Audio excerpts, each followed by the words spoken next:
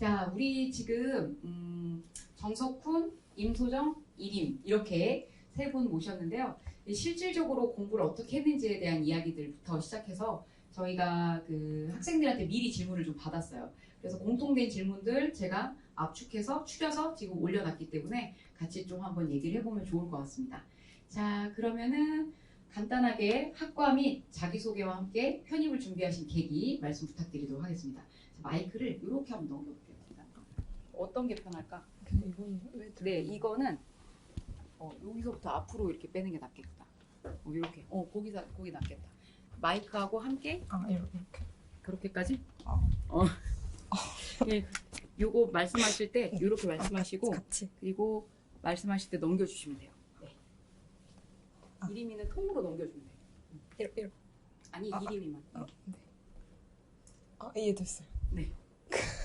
네, 안녕하세요. 저는 아까 이름이 있었는데 나온 거와 같이 연세대학교 정치외교학과 작년에 합격해서 3학년 1학기 다니고 있는 임소정이라고 합니다. 저 편입을 준비한 계기는 제가 원래 그 반수 생각이 있었는데 수능을 다시 치기에는 조금 무리라고 생각을 해서 편입을 준비하게 되었습니다. 네. 네, 안녕하세요. 안녕하세요. 저는 이번에 연세대학교 영어영문학과에 편입한 이이림입니다. 네. 저는 원래 재수를 했었는데 재수가 잘 안 돼가지고 이제 약간 도피하듯이 그냥 다른 대학에 갔었는데 삼수는 하기 힘들어서 싫었고 그러다가 생각했던 게 이제 편입이어서 전 편입 영어도 같이 병행했었어요. 할 얘기가 많겠네요. 감사합니다. 전적 때 혹시 그 학과만 좀 얘기해 주시죠. 저는 원래 영화과였고 이제 연세대에는 영화과가 없어서 영어 영문으로 지원했습니다. 소정이는 아까 네. 같이 마이크.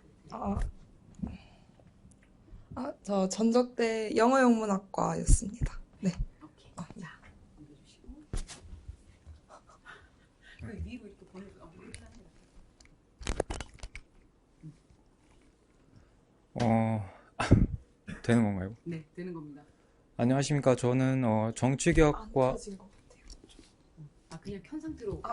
된 것 같은데. 네. 저는 21년도에 19학번으로 연세대 정치교학과 편입한 정석훈이라고 합니다. 전적 때는 경기대 다녔었고 경제학과 나왔었는데 이번에 정치교학과로 편입하고 작년에 졸업하게 되었습니다. 감사합니다. 네. 자, 그러면 여기서 시작 시기부터 한번 얘기를 할 얘기가 많으실 것 같아요. 언제 시작했는지, 몇 년 어떻게 언제부터 몇 개월 준비했는지.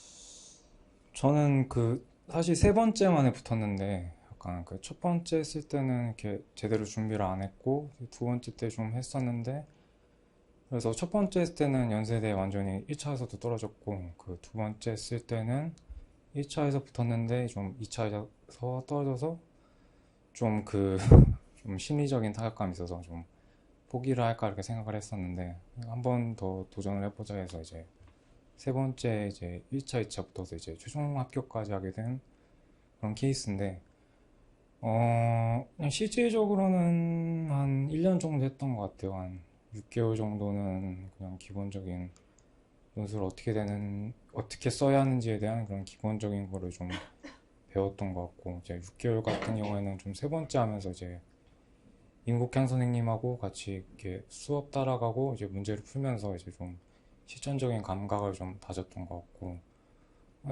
그냥 아예 열심히 했던 건 한 3개월, 4개월, 한 6개월 정도인 것 같고 그냥 기본적인 거 그냥 하루에 한 2시간, 3시간 정도 했던 건 한 6개월 정도 이렇게 됐던 것 같아서 길게 잡으면 한 1년 정도 했던 것 같습니다.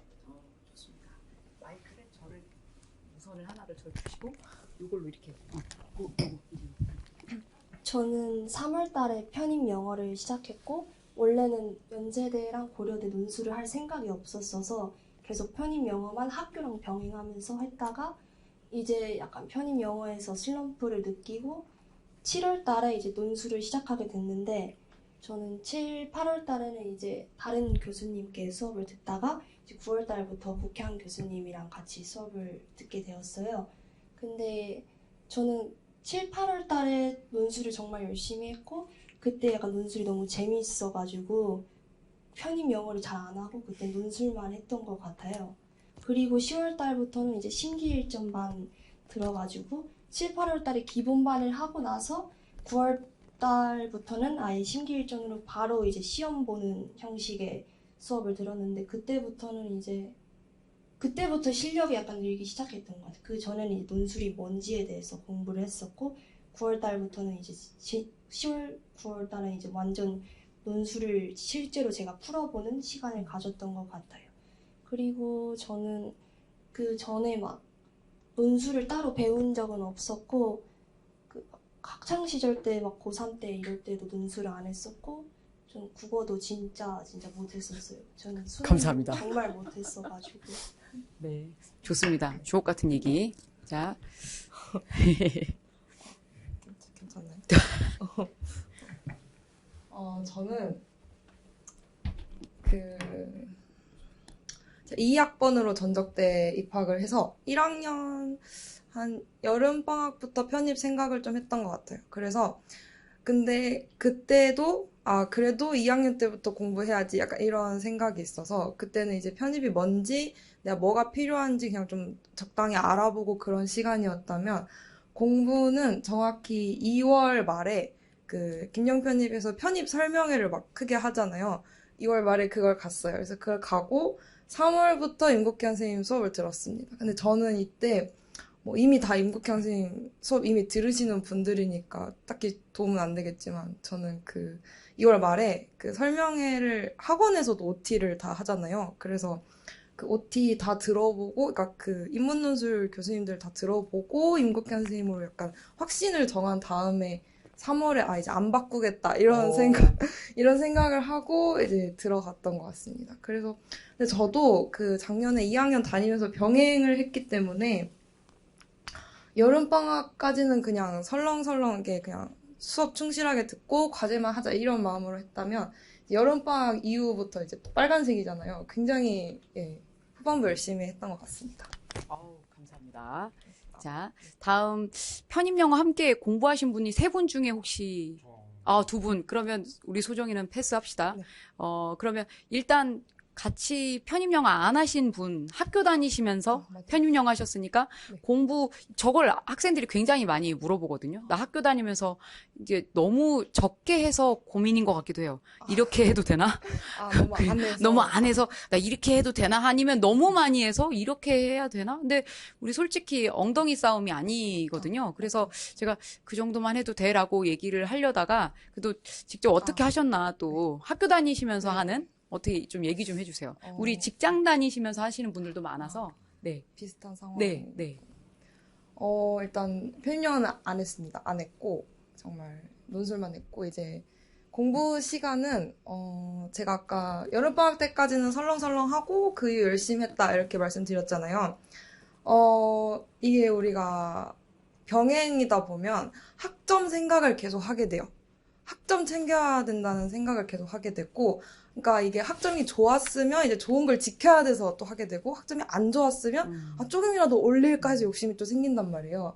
그래서 학점을 포기할 수가 없게 되는데, 그래서 편입 영어를 만약에 같이 했다면 논술이랑 어떻게 공부량을 배분하냐, 그거에 대해서 설명을 드려야겠지만, 저는 학점하고 얼마나 이렇게 배분을 했냐에 대해서 설명을 드리자면, 여름방학 전에는 그 일주일 중에 그 금요일만 수업이 있었어요. 제 기억에. 그래서 일주일에 금요일 하루는 무조건 논술을 하는 시간이다. 이런 식으로 여름방학 전까지는. 그러니까 5월, 6월까지겠죠. 그래서 그때까지는 일주일에 하루 이렇게 했고 여름방학 때부터는 수업이 2개로 늘어났어요. 그래서 그때는 이제 일주일에 이틀이죠. 근데 이제 그때부터는 자소서 생각도 조금 해야 돼요. 그래서 이틀에서 3일을 그냥 그러니까 뇌를 논술에 맞춘다 이런 식으로 갔고 이제 2학기에는 사실 정말 수업도 많고 정말 바빠지기 때문에 그냥 그런 거 생각하지 않고 그냥 되는 대로 했던 것 같습니다. 네, 딱히 되는 대로. 네, 네, 좋습니다. 이 이림이는 지금 편입 영어 같이 했었고 그때는 휴학 중이었을까요? 제가 1학기 때까지 학교를 다녔어요. 아, 1학기 때까지? 네, 그래서 그러면 논술을 시작했을 때는 학교를 안 다녔을 거고, 그러면 그 2학기 때부터는 영어하고, 편입 영어하고 논술. 네, 맞아요. 네.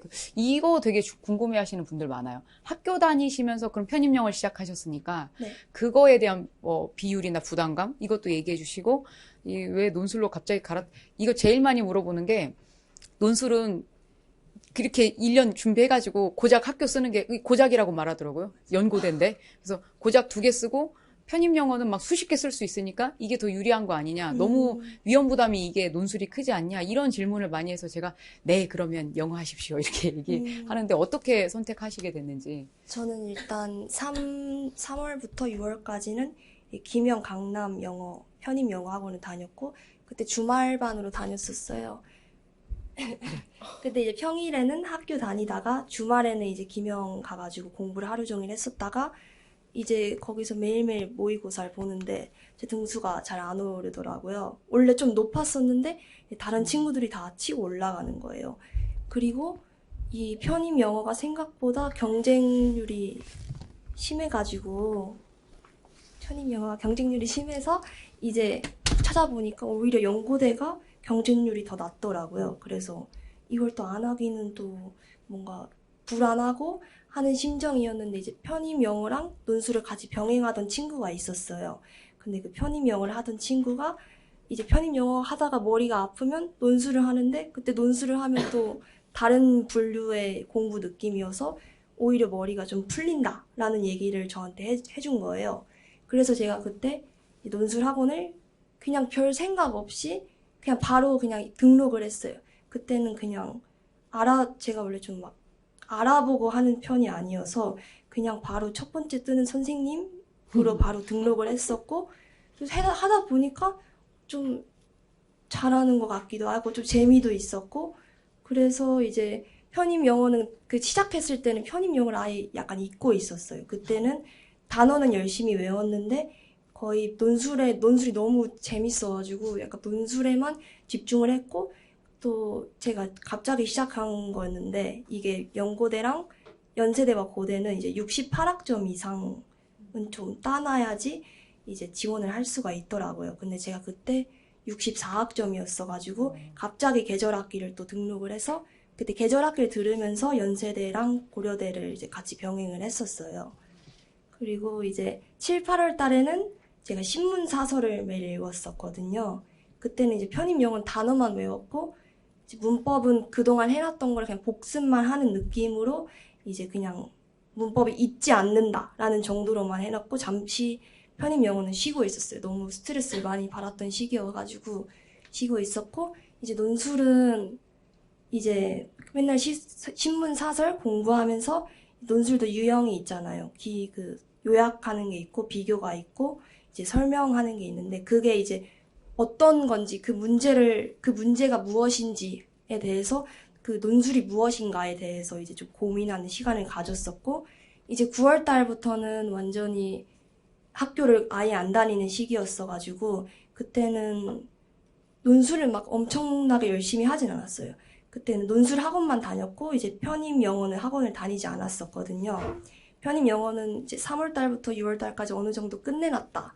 그 개념은 끝내놨다 생각을 해가지고 편입 영어 학원은 그만두고 이제 혼자서 시작을 했고, 그때부터 이제 편입 논술은 국향쌤이랑 같이 했는데 이제 그때는 별도로 공부를 하진 않았고 그 진도를 나간 것만 복습만 하는 차원으로 해서 하루에 몇 시간씩 공부했다 이런 건 없었고 그냥 내가 이 논제를 완벽하게 이해했다라고 스스로 알 수 있거든요. 그래서 이 논제를 완벽하게 이해했다라는 정도만 공부를 했지 막 편입 영어 때문에 논술이랑 같이 공부하는 게 힘들다라는 느낌보단 그냥 지금 내가 학원에서 배우는 거는 완벽하게 이해하고 편입 영어는 그냥 별도로 내가 계속 가지고 가자 하는 느낌으로 공부했던 것 같아요. 그러면 이게 물리적으로 몇 대 몇이다 이렇게 느낌이 있어요? 근데 저는 사실 편입 영어를 더 집중했었거든요. 편입 영어를. 할 게 많죠. 네, 단어는 거의 지하철에서 항상 단어 외우고, 그래서 편입 영어에 거의 약간 올인하고,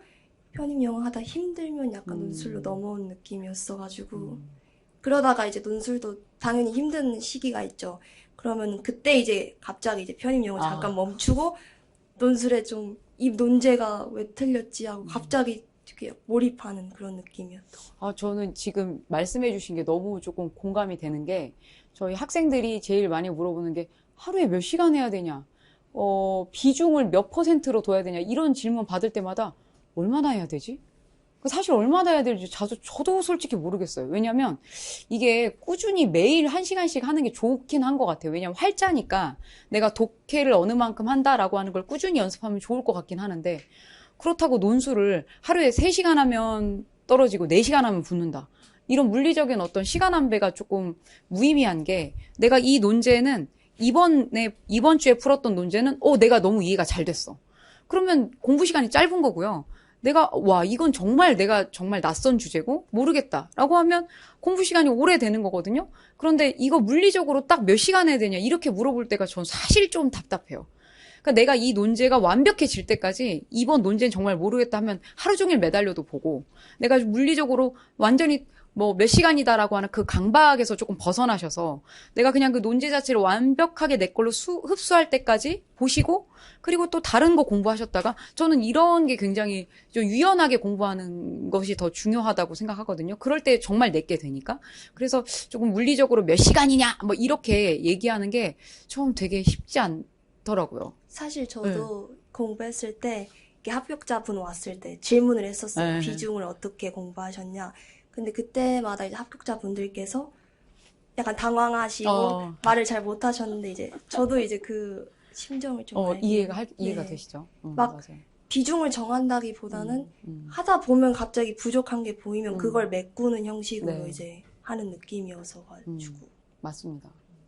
그러면 어떻게 또 좀 다른 뭔가 얘기가 있거나, 본인은 어떻게 편입 영어도 하셨죠, 근데? 그죠? 네, 저 그 세 번째 할 때는 이제 좀 어디든지 가야겠다 생각이 들어가지고 그냥 편입 영어까지 했는데, 근데 저는 그냥 약간 편입 논술과 영어가 이게 뭔가 이렇게 완전히 동떨어진 게 아니고 이제 같이 가는 걸 생각하거든요. 그냥 저는 이게 로스쿨 가려고 이제 편입을 한 건데, 그 로스쿨 입시에서도 이제 탭스라든가 이런 영어 시험 점수를 요구를 하고, 이게 논술 고려대 연세대 같은 경우에도 반영되지 않습니까? 그러니까 편입 영어를 하면서 그런 요구되는 그 공인 영어 자격 시험을 이렇게 잘 준비할 수 있는 거고, 그리고 연세대 지문 같은 경우에도 영어 제시문이 제시되는데 그걸 이해할 때도 좀 더 도움이 되고, 차라리 그냥 영어가 아닌 그냥 그 편입 영어나 그 논술에서 요구하는 그런 논리적 사고력이라는 게 이게 완전히 이게 다른 게 아니고 어떻게 보면 되게 수렴될 수 있는 거기 때문에 이게 같이 간다고 생각하는데, 그래도 비중을 둔다면은 아무래도 편입 영어가 훨씬 많을 수밖에 없죠. 그 단어라던가 그런 문법이라던가 이런 거는 확실히 시간을 좀 많이 투자해야 되는 거고, 반면에 논술 같은 경우는 좀 적을 수 있는데 좀 꾸준히 해야 된다? 이런 게 좀 중요한 것 같아서, 만약 그냥 최소한의 시간을 좀 제시를 해드린다면 일주일에 한 2번, 3번 정도 한 3시간이면은 그래도 좀 충분하지 않나? 왜냐면은 그냥 수업 때 한 거 그냥 3시간 하고, 그냥 내가 부족한 게 있다. 아무래도 그냥 장문법이 부족하다고, 개념어가 부족하다고, 단어가 부족하다고, 이런 거는 그냥 따로 이렇게 공부 하루에 한두 시간? 많에 한 3시간 이 정도면 충분한 것 같아서, 이 정도면 충분한 것 같고, 나머지는 그냥 편입 영어에 투자하는 게 좀 더 나은 것 같습니다. 좋습니다. 저는 그래서 논술을 10시간 했다라고 하면은 그 중간에 책상 정리한 걸로 저는 이해하고 있습니다. 그래서 그렇게 엉덩이 싸움이 아니다라는 거 얘기하고 싶었어요. 우리 과제 위에 뭔가 논술을 위해 무슨 노력을 기울인 게 있으세요? 저요? 저는 그냥 첫 번째, 두 번째 할 때는 그냥 수업 따라가기에 좀 벅찼던 것 같아요. 그냥 첫 번째 했을 때는 그냥 아예 수업도 제대로 따라가지 않았고, 두 번째 했을 때는 그래도 어떻게 끝끝내 맞췄는데, 뭔가 이렇게 좀 내 실력이 좀 안정적이다 이런 느낌은 받지 못했고, 그냥 끌려다닌다라는 표현이 좀 맞는 것 같아요. 문제에 좀 어떻게 접근해야 될지 좀 능동적으로 대처하지 못한 것 같고, 그리고 세 번째 하면서는 좀 이제 좀 바꿔야겠다, 좀 능동적으로 내가 부족한 부분 좀 찾아 나가보자 하면서 그냥 서점 가가지고 그냥 문장을 잘 못 쓰는 것 같으니까 문장론 이런 거 좀 찾아보고, 글쓰기 같은 거 찾아보고, 그냥 수시 논술 개념어 이런 거 찾아보면서 좀 수업 외에 부족한 부분을 좀 찾아서 메꾸려고 했던 것 같아요. 그리고 가장 중요한 건 아무래도 수업을 잘 따라가면서 체화시키는 게 중요한 것 같아요. 그냥 이게 저 선생님이 이렇게 설명했으니까 이렇게 하는 거 이렇게 받아들이면 이게 남지도 않고 실제로 이렇게 시험 접해보면은 이게 그 여기서 접해보는 그 모의고사랑 다르게 훨씬 문장도 복잡하고 쟁점도 훨씬 복잡해요. 여기는 그냥 기출이긴 하지만 이게 복원된 거라서 이렇게 그 시험지 자체가 아니기 때문에 좀 그런 측면에서 내가 이걸 좀 더 어떻게 잘 접근할 수 있을까, 잘 쓸 수 있을까, 더 빠르게 정확하게 할 수 있을까라는 걸 좀 고민해 보는 게 필요한 것 같아요, 주체적으로. 네. 좋습니다. 뭐 따로 하신 거 있으세요? 저는 그 7, 8월 달에 네. 근데 이게 전 교수님의 과제였었는데 신문 사설을 매일 읽고 300자로 요약을 원고지에 작성하는 연습을 매일매일 했었는데 그걸 제가 한 3달 정도 했어요. 선생님한테 다시 배우고 나서도 한 달간 했었는데 제가 책을 워낙 안 읽었어가지고 그때 앉아서 이제 무언가를 읽어보고 그걸 다시 글로 써보는 게 생각보다 되게 도움이 됐던 것 같아요. 좋습니다. 그리고 네. 뭐지 그 중간에 제가 스터디를 했었거든요. 네. 한 10월 달에 이제 국향 교수님께서 스터디 할 사람을 이제 모집하세요. 그래서 거기 스터디에서 스터디 조원들이랑 만나서 뭘 하기보다는 그냥 밴드를 만들어서 리트 지문을 이제 읽고 요약을 하고 이게 무슨 내용인지 정리를 하는 거를 올렸었어요. 근데 이게 한 일주일밖에 안 했어가지고 사실 도움이 될지 모르겠는데 그런 것도 해봤습니다. 네. 일주일 감사합니다. 자, 이게 그 혼자 한 공부 다 포함인가요? 뭐 복습. 네. 근데 뭐 일부러 만들어내시는데요. 진짜로 뭘 했냐? 과제 이외에. 네. 그 저는 파이널 때 딱 그 뭐 과제 말고 파이널 때 딱 한 가지 한 게 있는데 근데 지금 파이널까지 너무 많은 그러니까 시간이 남아서 이분이 얘기하신 파이널 때라는 거는 시험 보기 2주 전인 거예요. 맞아요. 그러면 이제 그 전까지는 거의 따로 한 게 없으시다는 그렇죠? 네. 솔직히 저는 네. 따로 뭘 해야 되나? 솔직히 따로 뭐 엄청 많이 했어요? 과제 열심히 하면 그러니까 저도 약간 저 따로 뭘 해야 되냐? 우리 하는 논제나 제대로 습득하면 좋을 텐데라는 생각이 제일 많이 드는데 그 뭐 파이널 때 한 건 좀 중요할 것 같은데요? 파이널 때 한 11월부터 한 건데